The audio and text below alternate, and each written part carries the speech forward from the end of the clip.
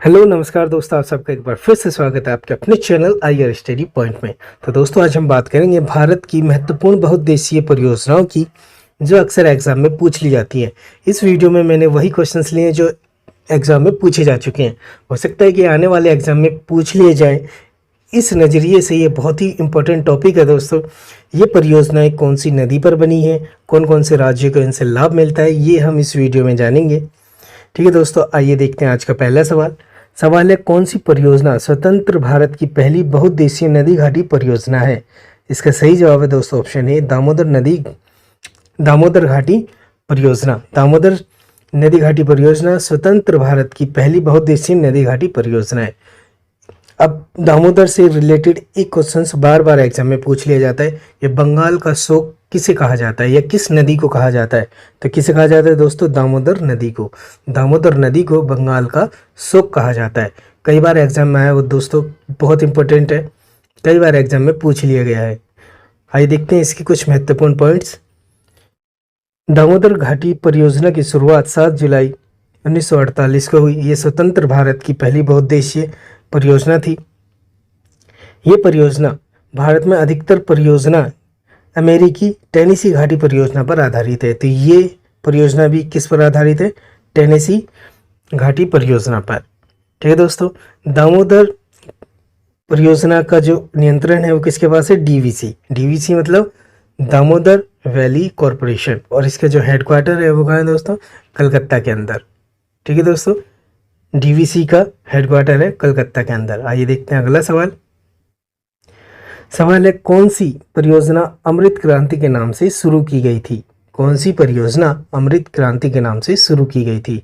इसका सही जवाब हो जाएगा दोस्तों option A, Ken Betwa link परियोजना। केन बेतवा लिंक परियोजना अमृत क्रांति के नाम से शुरू की गई थी। अब अमृत क्रांति है क्या?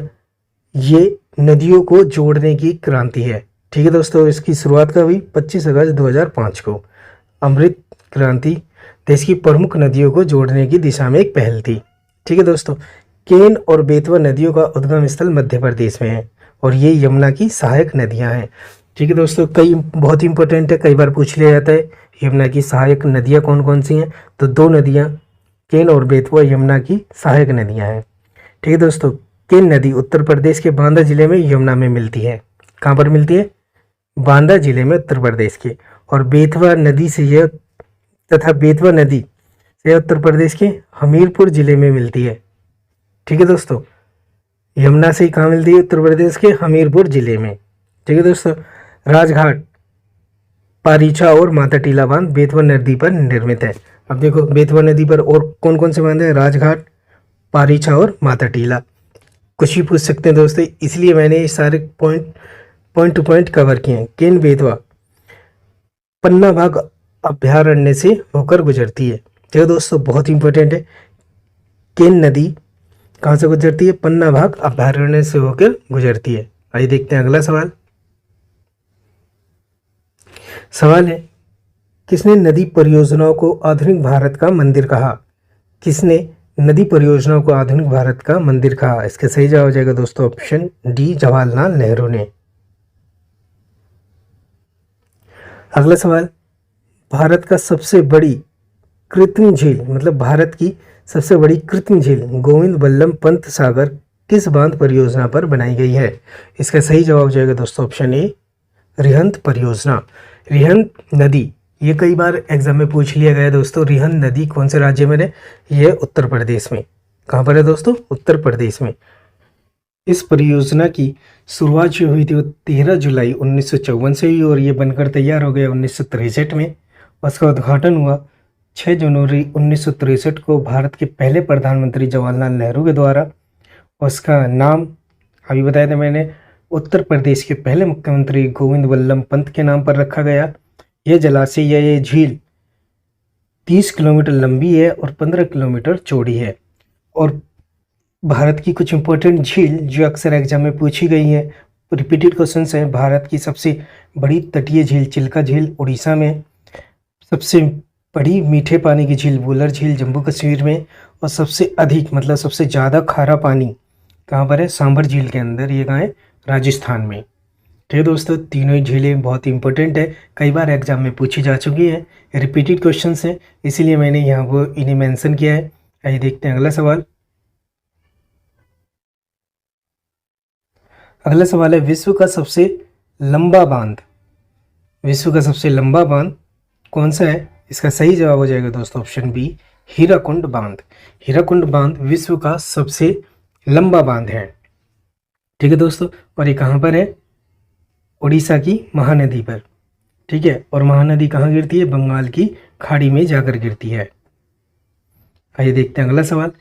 शिव समुद्रम परियोजना किस राज्य में है? शिव समुद्रम परियोजना किस राज्य में? इसका सही जवाब हो जाएगा दोस्तों ऑप्शन ए, कर्नाटक में। ठीक है दोस्तों, शिव समुद्रम परियोजना किस नदी पर है? कावेरी नदी पर। इसका जो जल है वो किसके लिए? बिजली उत्पादन के लिए इस्तेमाल किया जाता है।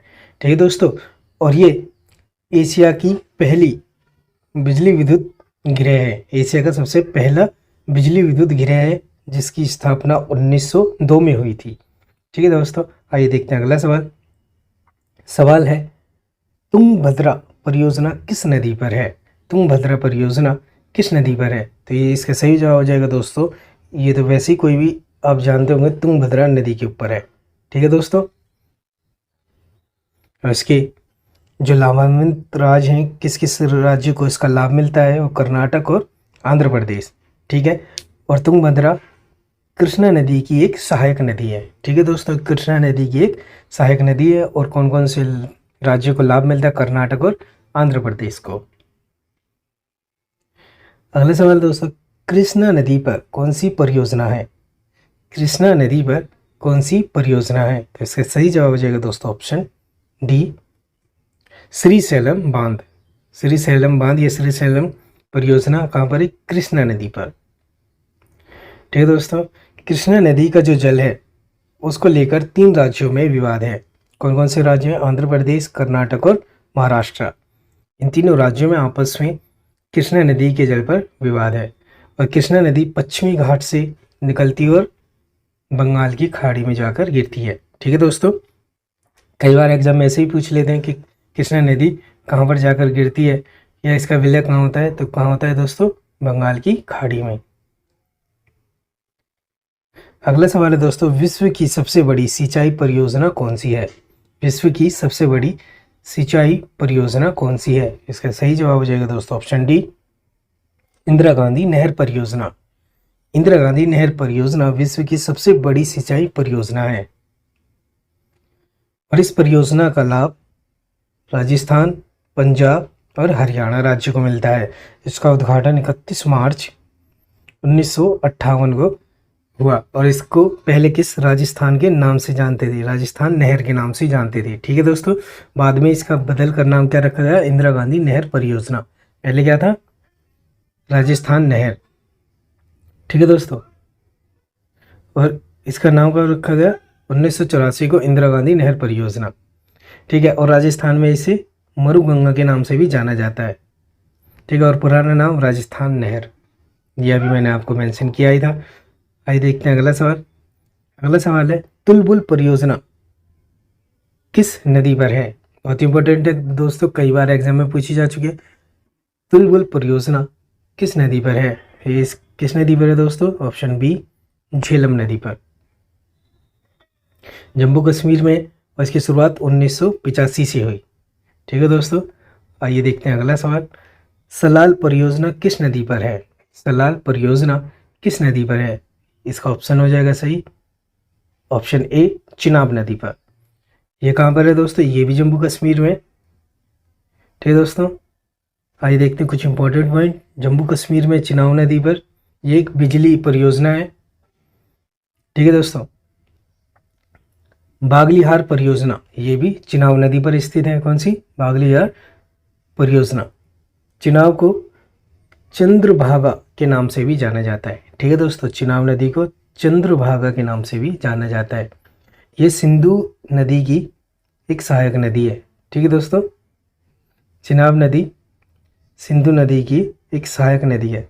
ये जम्मू कश्मीर क्षेत्र से होकर पंजाब, पाकिस्तान के मैदानी इलाकों में बहती है। अगला सवाल है दोस्तों, टिहरी बांध परियोजना किस नदी पर है? इसका सही जवाब हो जाएगा दोस्तों ऑप्शन सी, भील गंगा और भागीरथी।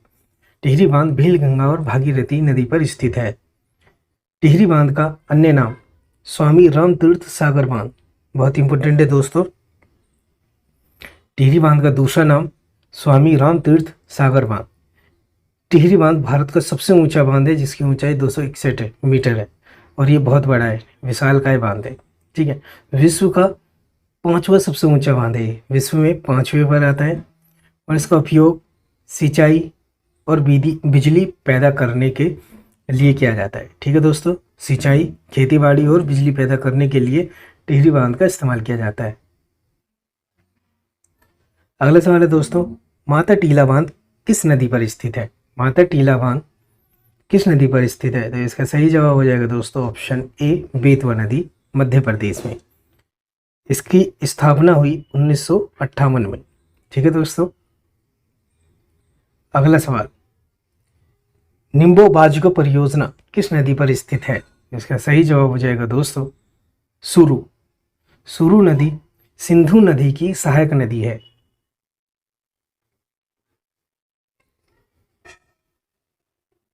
किशन गंगा जल विद्युत परियोजना किस नदी पर स्थित है?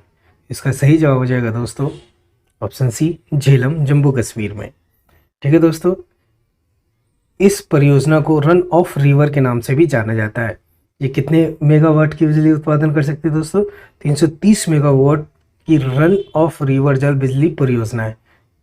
ठीक है दोस्तों, और ये कहाँ पर है? इसका भी विवाद है, किससे? पाकिस्तान के साथ। भारत पाकिस्तान पर इस नदी को लेकर भी विवाद है और ये विवाद हुआ 2010 में। ठीक है दोस्तों, आइए देखते हैं अगला सवाल। सवाल है, निजाम सागर परियोजना कहाँ पर स्थित है? यह कहाँ पर है? निजाम सागर परियोजना कहाँ पर है? इसका सही जवाब हो जाएगा ऑप्शन ए, मंजरा नदी। ठीक है दोस्तों, मंजरा नदी तेलंगाना में और ये गोदावरी की सहायक नदी है। मंजरा नदी गोदावरी की सहायक नदी है, ये तेलंगाना में है, गोदावरी की सहायक नदी है और इस बांध की नींव पड़ी 1923 में और ये 1931 में बनकर पूरा हो गया।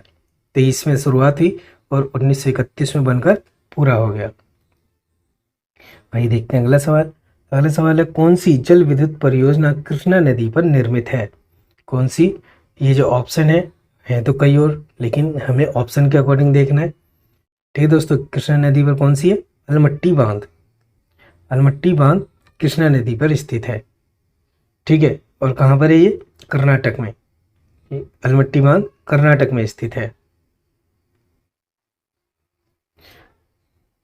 ये कर्नाटक राज्य में है और एक बिजली उत्पादन करने वाली एक परियोजना है जो जुलाई 2005 में पूरी हुई थी। ठीक है दोस्तों, बनकर तैयार हुई थी 2005 में। आइए देखते हैं अगला सवाल। सवाल है, मयूराक्षी परियोजना किस नदी पर है? मयूराक्षी परियोजना किस नदी पर है? इसका सही जवाब हो जाएगा दोस्तों ऑप्शन बी, मयूराक्षी नदी। ठीक है दोस्तों, ये कहाँ पर है? ये झारखंड और पश्चिम बंगाल की संयुक्त नदी है या परियोजना है। ठीक है दोस्तों, किसकी? झारखंड और बंगाल की संयुक्त रूप से एक परियोजना। कौन सी? मयूराक्षी परियोजना। ठीक है दोस्तों, आइए देखते हैं अगला सवाल। सवाल है, कोल डैम परियोजना किस नदी पर स्थित है? यह किस नदी पर है? कोल डैम सतलज नदी पर है। कौन सी नदी पर दोस्तों? सतलज नदी पर। अगला सवाल, पंचमपाद परियोजना किस नदी पर है? पंचमपाद परियोजना किस नदी पर है? इसका सही जवाब हो जाएगा दोस्तों ऑप्शन सी, गोदावरी। गोदावरी को दक्षिण की गंगा भी कहा जाता है और ये कहाँ पर है? आंध्र प्रदेश में। ठीक है दोस्तों, कहाँ पर स्थित है पंचमपाद परियोजना? आंध्र प्रदेश में। अगला सवाल है, भाखड़ा नागल बांध का शुभारंभ किसने किया था? भाखड़ा नागल बांध का शुभारंभ किसने किया था? इसका सही जवाब हो जाएगा दोस्तों ऑप्शन डी, जवाहरलाल नेहरू ने। और ये कौन सी नदी पर है? ये सतलज नदी पर है, पंजाब में। इसका उद्देश्य है सिंचाई और बिजली उत्पादन करना। उद्घाटन ये बता ही दिया है, इस जो ऑप्शन है प्रधानमंत्री जवाहरलाल नेहरू के द्वारा। और ये दो बांधों से मिलकर बना है। भाखड़ा नागल बांध दो बांधों से, एक भाखड़ा और एक नागल बांध से। और इन दोनों के बीच की जो दूरी है वो कितनी है दोस्तों? 13 किलोमीटर। और इस परियोजना से 2 राज्य पंजाब, हरियाणा और राजस्थान, 3 राज्यों को लाभ मिलता है। ठीक है दोस्तों, भाखड़ा नांगल बांध से पंजाब, हरियाणा और राजस्थान को लाभ मिलता है। और अगला सवाल है दोस्तों, रंजीत सागर बांध परियोजना किस नदी पर है? इसका सही जवाब हो जाएगा दोस्तों ऑप्शन डी, रावी नदी पर।